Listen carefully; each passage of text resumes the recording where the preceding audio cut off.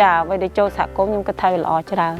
ននឹងថាគាត់គ្រប់គង់ធាតចូលឲ្យយើងដូចជាជីដូចជាថ្នាំដូចជាបច្ចេកទេសអីគឺគាត់អត់ទាន់យកលុយទេតោះតែយើងប្រមូលផលហើយបានគាត់យកអាហ្នឹងគឺជាផលប្រយោជន៍របស់យើងមួយដែរចាជម្រាបសួរនាងខ្ញុំឈ្មោះសិនច័ន្ទនីគឺជាសមាជិកនៅក្នុងសហគមន៍កសិកម្មទំនើបប្រាសាទសម្បូររុងរឿងកាលឆ្នាំ2005ហ្នឹងគឺយើងដាំចន្ទីពូជគេហៅថាពូជដូនតាពូជរបស់ខ្មែរយើងណាចាអញ្ចឹងពូជរបស់ខ្មែរយើងគឺរៀងក្របតិចតួចបន្តិចប៉ុន្តែឥឡូវបច្ចុប្បន្ននេះបានយើងចាប់ផ្ដើមដាំជាចន្ទី M23 នេះពូជ M23 នេះឃើញថាវាផលខ្ពស់ហើយដាំឆាប់បានផ្លែហើយមួយទៀត M23 ហ្នឹងជាតម្រូវការរបស់ទីផ្សារបច្ចុប្បន្នផងចាដោយសារពូជហ្នឹងវាធន់នឹងអាកាសធាតុទៀតចឹងចាស្វាយចន្ទីបើសិនជាថាដាំឆ្នាំដំបូងក៏នៅតែមានផ្លែដែរគ្រូប៉ុន្តែគាត់ថាភាគច្រើនឆ្នាំដំបូងគឺយើងអត់យកទេគឺយើងចាប់ផ្ដើមប្រមូលផលយកចាប់ពី2ឆ្នាំទៅយើងរើសបានបន្តិចហើយចាចាប់ពី3 4 5ឆ្នាំនេះយើងចាប់រើសយករហូតតែថាឆ្នាំទី1គឺយើងដាច់ខាត់ទៅកាត់តងផ្កានឹងចោលកុំឲ្យវាអន់ដល់ដើមចាភាគច្រើនកសិកម្មមិនថាមានដំណាំស្រូវឬក៏ដំណាំចន្ទីអីរាល់ថ្ងៃនេះនៅខេត្តកំពង់ធំយើងចន្ទីមានទីផ្សារខ្ពស់ដែរដោយសារចន្ទីក៏នាំចេញទៅស្រុកគេបានការដែលយើងដាំពូជដូនតាដំបូងយើងដាំអានឹងទូទៅម្ដងហើយប៉ុន្តែគាត់ថាទិន្នផលនៅទៀបទិន្នផលក្នុងមហាត់អាចបានត្រឹម700-800អីយ៉ាងច្រើនហើយណាមួយយើងអត់ទាន់មានចេះពីរបៀបការថែអាសាអីផងក្រោយមកយើងឃើញថាមានទីផ្សារចន្ទីកាន់តែឡើងខ្ពស់យើងក៏បដូរទៅតាមអ្វីដែលទីផ្សារគេតម្រូវការអញ្ចឹងគឺយើងដាំ M23 ហ្នឹងច្រើនគ្នាតែម្ដងហើយឃើញថាទិន្នផលរបស់ M23 នេះគឺវាខ្ពស់សូម្បីសប្តាហ៍នេះចន្ទីរបស់ពូជដូនតាយើងក៏នៅតែមានដែរអត់ទាន់អស់ទេប៉ុន្តែតម្លៃអាចខុសគ្នា1000ឬក៏1200អី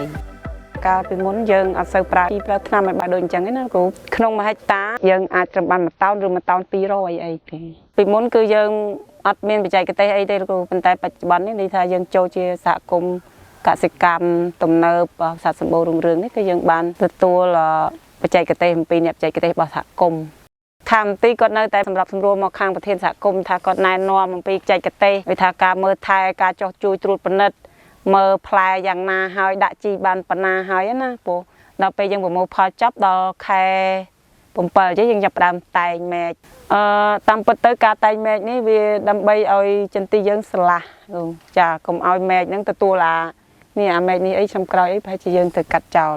មកទុកឆ្នាំនេះវាបានផ្លែដែរប៉ុន្តែគាត់ថាឆ្នាំក្រោយវាទៅជាគេហៅ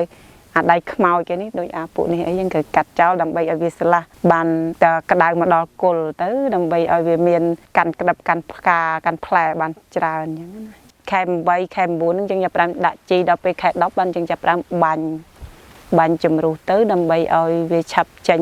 ត្រួយចេញផ្កាមកបានក្តឹបបេះមុនគេដើម្បីបានតម្លៃខ្ពស់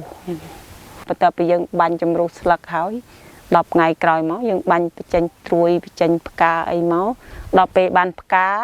យើងចាប់ផ្ដើមថែប៉ុន្តែគាត់ថាវាអត់លឿនពេកទេ2សប្តាហ៍យើងបាញ់ម្ដងកន្លះខែដល់ពេលមកដល់ទុំចេះរយាលហើយពេលថែទាំផ្កាបច្ចុប្បន្ននេះនៅពេលដែលយើងធ្វើនៅក្នុងសហគមន៍គឺយើងថែទាំផ្កាតាមរយៈថាមានថ្នាំណាបើផ្កាថែផ្កាយើងការពារកុំឲ្យមានសត្វល្អិតមកតិចតកៅអីចឹងទៅយើងមានថ្នាំនឹងបាញ់កម្ចាត់ចន្ទីគឺអត់សូវត្រូវការទឹកទេចាវាធន់នឹងអាកាសធាតុណាគ្រូវាអត់ដូចដំណាំអីផ្សេងតារ៉េនអីតែអត់បាញ់ទឹកវាអាចនឹងងាប់លឿនតែអានេះអត់ទេវាធន់នឹងកម្ដៅធន់នឹងអាកាសធាតុណាប៉ុន្តែបើសិនជាថាពេលដែលយើងកំពុងតែផ្កាអញ្ចឹងបែរជាត្រូវទឹកវាទៅជាជ្រុះវិញទេចាប្រមូលផលទូទៅគឺចាំវាជ្រុះគ្រូជ្រុះទៅដល់ដីសិនចាំរើសព្រោះដើម្បីយើងការពារថានៅក្នុងតងមួយនេះគ្រូមើលមានអ្នកខ្លះទុំខ្លះខ្ចីអញ្ចឹងណាចាបើសិនជាយើងបេះវាអាចធ្លាក់ទៅអានេះហើយម្យ៉ាងទៀតមានតងខ្លះវាជាប់ផ្កាអញ្ចឹងទៀតបើសិនយើងបេះនេះផ្កានេះវាអាចក្តឹបទៅយើងបេះទៅវាជ្រុះទៅទាំងអស់ហើយណាមួយយើងកុំឲ្យពិបាកងើយបេះចន្ទីវាប្រុងតែនឹងជ្រុះទេបើសម្រាប់ចន្ទីខ្ញុំថាត្រឹមតែ2ហាត់អីគឺអាចរើសតែគ្រូសាយើងក៏បានដែរគ្រូប៉ុន្តែគាត់ថាថ្ងៃណាដែលថាយើងរៀងរវល់អីចឹងទៅក៏យើងអាចរកគេមកជួយរើសខ្លះដែរអញ្ចឹងបើគិតជា1ហិកតាអាចបានត្រឹម1តោនកន្លះអីវាមក2ហិកតាបាន3តោនអីហើយប៉ុន្តែរៀងរាល់ការប្រមូលផលចន្ទីមួយឆ្នាំគឺអត់ថេររហូតទេគ្រូដើមដៃ6000ជាងអញ្ចឹង អាចទៅដល់ពាក់កណ្ដាលដៃនៅពេលដែលយើងផ្លែខ្លាំងវាក៏ចុះទៅតាមហ្នឹងដោយសារការពីមុនអត់តែមានសហគមន៍ឯងគូអញ្ចឹងពេលយើងប្រមូលផលគឺយើងត្រូវតែលក់ឲ្យឈ្មួញកណ្ដាលចាអ្នកในចិត្តយើងបំផុតបោះចន្ទីទៅតំបន់យើងនេះអត់ទៅមានថាអត់ល្អទេគូភាគច្រើនគឺប្រហាក់ប្រហែលគ្នាទេពេលយើងបង្កើតសហគមន៍ចេះគឺយើងប្រមូលផលយើងលក់ឲ្យសហគមន៍វិញចាហ្នឹងឯងគូអត្ថប្រយោជន៍នៃការចូលសហគមន៍របស់យើងគឺមានច្រើនទី1គាត់គ្រប់គង់ធាតុចូលឲ្យយើងដូចជាជីដូចជាថ្នាំដូចជាបច្ចេកទេសអីគឺអត់ទាន់យកលុយទេតោះតែយើងប្រមូលផលហើយបានគាត់យកអាហ្នឹងគឺជាផលប្រយោជន៍របស់យើងមួយដែរដោយសារការពីមុនក៏យើងទៅទិញគេទៅលុយបើមិនជាយើងអត់ទាន់ឲ្យលុយទេបណ្ដាក់គេក្នុងតម្លៃខ្ពស់ដែរខាងសហគមន៍គឺមានផែនការជីវកម្មក្នុងការជួយជាអន្តទានជួយដល់កម្លាំងពលកម្មតាំងពីការដាក់ជីគិតជាហត្តាឲ្យគាត់នៅពេលដែលបាញ់ថ្នាំគិតជាធុងឲ្យគាត់ហើយមួយទៀតជួលកម្មករមករើសហ្នឹងគេគិតទៅតាមគីឡូឲ្យទៀតនៅពេលដែលយើងបានផ្គត់ផ្គង់ធាតុចូលរួមគ្នាក៏យើងបានតម្លៃទាបដែរចាហើយទី2ទៀតការលក់ចាញ់គឺយើងមានផែនការគឺយើងត្រូវលក់រួមគ្នាបើយើងបានច្រើនមែនគឺយើងនឹងបានតម្លៃខ្ពស់មែនទោះឈ្មួញគាត់អត់តម្លាក់តម្លៃយើងអ្នកដែលថាឈ្មួញគាត់តម្លាក់តម្លៃគឺមានតែអ្នកដែលលក់រីរងទេហើយរាល់ថ្ងៃនេះពេលដែលយើងចូលសហគមន៍ហើយយើងអត់ភ័យទេថារឿងទីផ្សារអីហ្នឹងណាគ្រូព្រោះយើងមានខាងសហគមន៍ក៏មានខណ្ឌនាយកប្រតិបត្តិទៅរកទីផ្សារជួយយើងដើម្បីឲ្យយើងបានលក់រួមគ្នាហើយបានតម្លៃខ្ពស់ជាងពីមុនក្រោយដែលយើងបានចូលជាសហគមន៍គឺយើងបានបច្ចេកទេសហើយបានថ្នាំប្រើគ្រប់គ្រាន់តាមតម្រូវការធ្វើឲ្យយើងឃើញថាចន្ទីយើងវាចេញផ្កាមកខ្លួនបើ